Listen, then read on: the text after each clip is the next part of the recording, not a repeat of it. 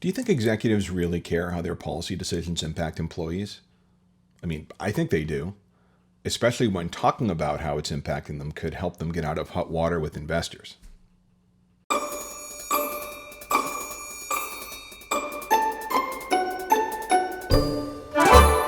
Good morning, folks. Thanks for joining me this morning. I'm Mark with The Rational Workforce. I launched this channel actually a week ago now to really take a look at what was going on through the news, through popular culture, and specifically how it's impacting the workplace, employees and employers alike. And also to maybe offer up a vantage point that you may not be getting through some of the main media outlets or some of the trade publications. So I thank you for tuning in. I hope you keep coming back, and I hope I earn your subscription. Today, let's take a look at everyone's favorite topic, Bud Light. And we'll get a quick update on what's going on there. But something that I'm actually kind of encouraged to see, but also not thrilled with the way some folks in power are leveraging the situation, is talking about how employees are now starting to be impacted by the boycott. So let's jump into it. Let's take a quick look at where things are now, and then we're going to talk about how some of this is evolving. So first of all, where do we stand today? This is from a report that was just a couple of days ago. Bud Light lost its sales crown to Modelo Especial amid right-wing backlash, report finds. So, let's take the right-wing backlash section out of the headline, right? Let's try and not make it so sensationalized. And what do we got? We've got America's dominant beer by a long shot has now been bumped to second place. So the sales are continuing to decline. The stock is continuing to take a beating. So this situation doesn't look to be getting any better anytime soon. So let's take a look at the magnitude of the problem. And this is from a recent ABC News story. And this talks a lot about the sentiment of what workers at these distributors are feeling, and also the financial impact. So what's going on? How steep is the problem? Well, there's been a 60% drop in year-over-year sales performance for that all-important Memorial Day weekend, right? The unofficial launch to summer did not go so well for Bud Light. That has resulted in a $27 billion drop, billion with the B, in market capitalization. So, I mean, it's a tremendous nosedive that they're taking at the corporate level. And for all the pundits that are talking about they'll bounce back, corporate will come back, I don't doubt it, right? Like, Bud Light is part of a tremendously diversified company with lots of different brands all over the globe. They're going to be fine. But I'm really happy to see an article that's starting to shed a little bit of light with the employees. So let's take a look there. Now, there's Budweiser, AB InBev, the company that produces the beers, and then there's a network, a constellation of distributors that get that beer to market. And those distributors have salespeople and delivery people and all the way down the list. So according to this article, a typical salesperson at the distributor made roughly $2,000 less in May than he or she would have over each of the previous 2 years. So, how big of an impact is that? The people here that we're talking about, the compensation differs widely between different distributors, but a typical salesperson makes about $60,000 a year, including $20,000 in variable pay that depends largely on commission. Okay, so now you get a sense and a scale of exactly how deep a $2,000 cut is. When you're making 60 grand a year, like, you feel $2,000. This isn't an executive who's making high six figures that now, maybe we'll have to dip into the savings account a little more for that amazing vacation.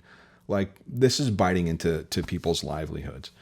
And, I think another interesting thing this article points out is that, it's been pinned on these ultra right-wing conservatives, and it's been a small group of vocal, angry people that are causing the problem.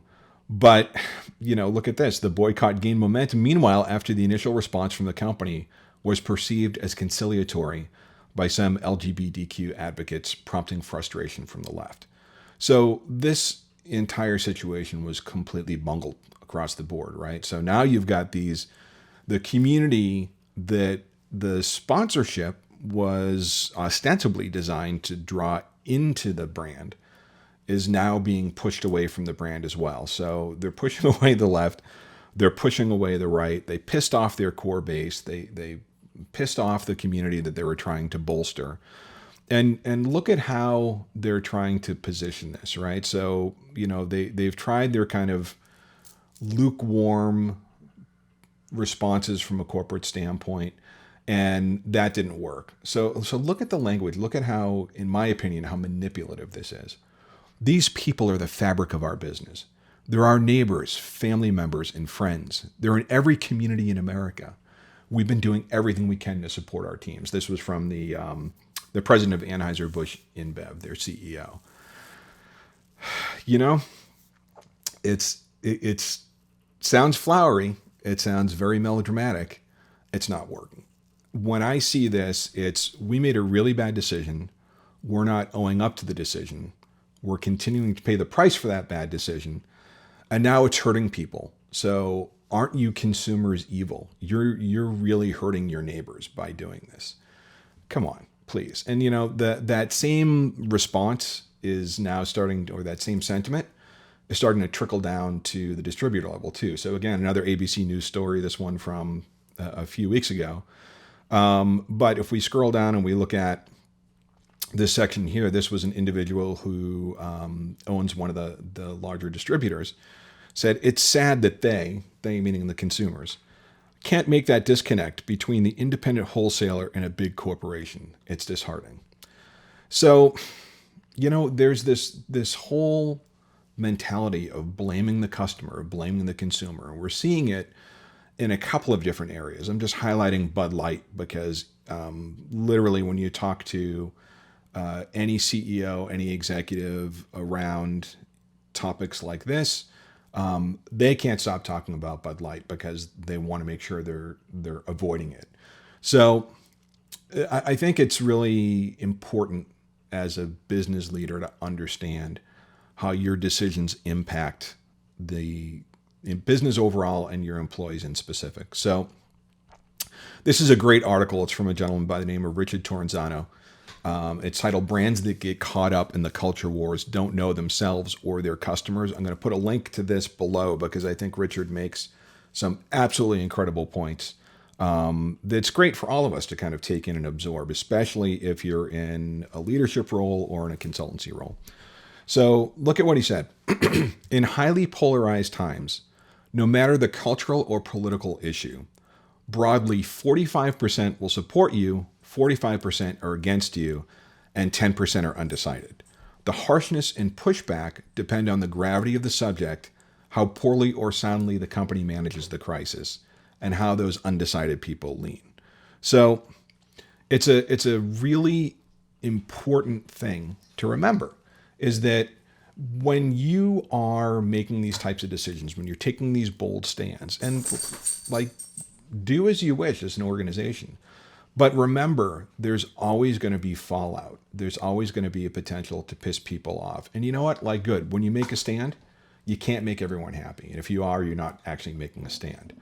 But when things don't go your way, you then can't default back to this position of blaming the consumer. And, that's something that we have to think about too, is that our employees are emblematic of that consumer base, right? So there's a lot of talk in HR circles around employee engagement and quiet quitting, and why are people not feeling aligned with the business, even though we're going over and above to make sure that we highlight that we're investing in what they care about, and yada, yada, yada.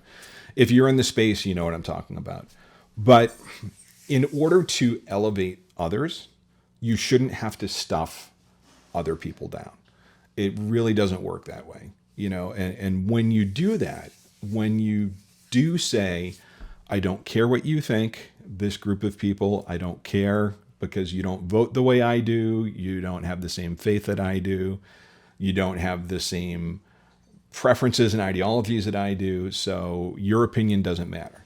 Well, clearly it does, right? If you're Anheuser-Busch and you've shed tens of billions of dollars of market cap and high double-digit sales losses year over year, clearly you may have miscalculated that we don't care about your opinion standpoint. And it's a great cautionary tale for other organizations out there. And as far as consumers, don't feel responsible. Don't feel like you need to take on the burden and feel guilty about making the decisions that you're making. When your voices can't be heard and you vote with your wallets and that starts getting results and these companies start getting panicky and attacking you, you know you're onto something. And as for the employees that are impacted, I feel for you. I have been in organizations personally where people have come after me for my age. People have come after me for things that I put on my personal Twitter account that are tied to my faith, my Catholic faith. So I have been in a position where just being yourself and even being yourself outside of the office on fully personal time can sometimes generate pushback. So when you're interviewing with the company and they're saying, we want you to bring your whole authentic self to work, really probe that and make sure, is that true or is that a lie? Because if my authentic self is to be someone who's voting a certain way or to hold a certain set of beliefs, if it's not aligned with the company, are you going to end up being on the shit end of the stick, to be blunt, in some of these situations? So, my heart goes out to the folks that are impacted by this. I hope that things will either turn around at the corporate level and things will be alleviated to some degree. Although I don't see a clean exit right now for Bud Light. But if you work for one of those distributor groups, maybe the distributors, as all these other brands are starting to gain traction and gain in popularity, maybe you go and you hitch your wagons to another brand. I don't know if that's even possible contractually, but if you're one of the salespeople, one of the delivery drivers, maybe that's an option for you as well, right? As one brand is declining, several others are spiking, so maybe there'll be some new opportunities opening up for you there. I hope that's the case.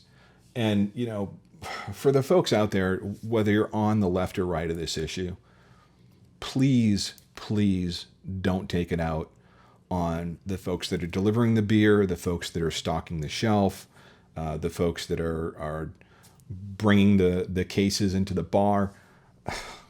They had nothing to do with this decision, right? So there's been reports of them being called names. There's reports of them getting flipped off. Like, don't disrespect them. They're doing their jobs, just like you and me. So, lot to unpack in this issue, a lot of different angles to take in. Again, I think it's great that the impact to employees are being recognized, but I also get really worked up when I feel like our sympathies are being played upon or those people are being manipulated. They're carrying a heavy enough load as it is.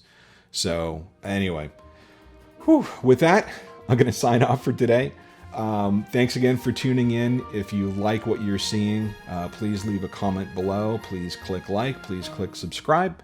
And that's going to help us grow the channel. If you don't like what you're seeing, thanks for hanging in there this long. But please let me know what you'd like to talk about. What's your viewpoint on this topic? What other angles should we consider? We're going to start doing interviews within the next couple of weeks. And we would, who knows, maybe we'll invite you on. So anyway, thanks again for tuning in, folks. I hope you have an amazing day, and we'll catch you on the next one. Bye.